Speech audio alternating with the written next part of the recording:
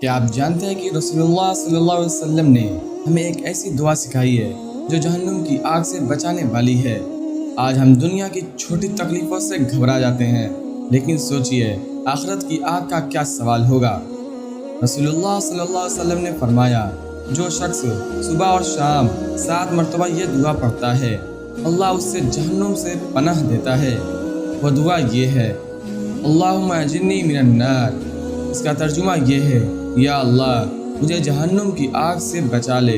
یہ چھوٹی سی دعا، لیکن اس کی اثرات دنیا اور آخرت دونوں میں ہے۔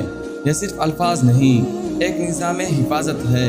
جب سب کچھ چھوڑا جا چکا ہوگا تو یہی دعا ہمیں اللہ کی رحمت کے ذریعے جہنم سے دور کر دے گی۔ آج ہی اس دعا کو اپنی زندگی کا حصہ بنائیں۔ اگر آپ کو یہ ویڈیو اچھی لگی تو ویڈیو کو لائک اور چینل کو سبسکرائب ضرور کریں اور کمنٹ میں آمین ضرور لکھیں۔